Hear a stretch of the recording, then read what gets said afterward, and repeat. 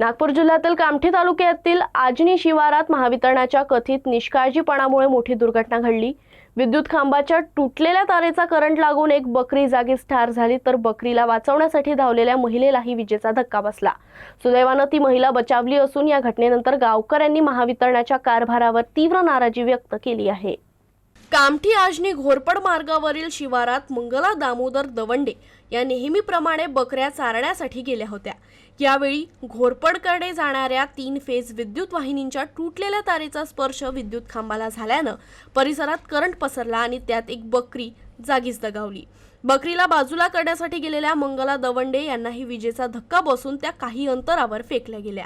सुदैवाने त्या या दुर्घटनेतून बचावल्या। महिलेच्या आरडाओरडानंतर परिसरातील नागरिक घटनास्थळी धावून आले। त्यानंतर महावितरणाला माहिती देण्यात आली आणि वीज पुरवठा बंद करण्यात आला।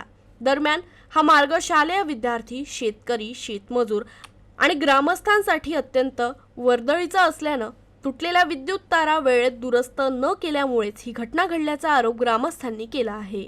आमच्या गावामध्ये असं आहे का रोड क्रॉस करून एक गोडाऊन आहे। त्या गोडाऊन MSEBीनं घरगुती पाईपावर हे लाईन दिलेली आहे, पण त्या लाईनला करंट असल्यामुळे आणि पोलले करंट असल्यामुळे जागेवर बकरीची जीवितहानी झाली आहे।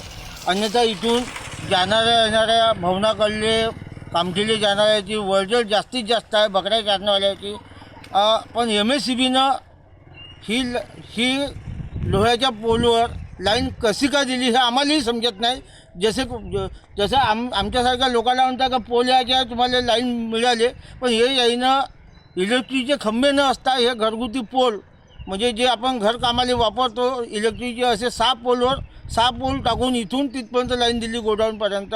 याले जिम्मेवार MSEB आहे। आज मानवी जीवनाची जीवितहानी होऊ शकत होती, पण त्या बकरीला हात लावाले माझी सून गेली असतात, तिलाही करंट लागली। त्याच्यामुळे ते गावाकडे बोंबलत आली का आपल्या बकरीला करंट लागून मरण पावली आहे, बकरी खंब्याला चिपकलेली आहे।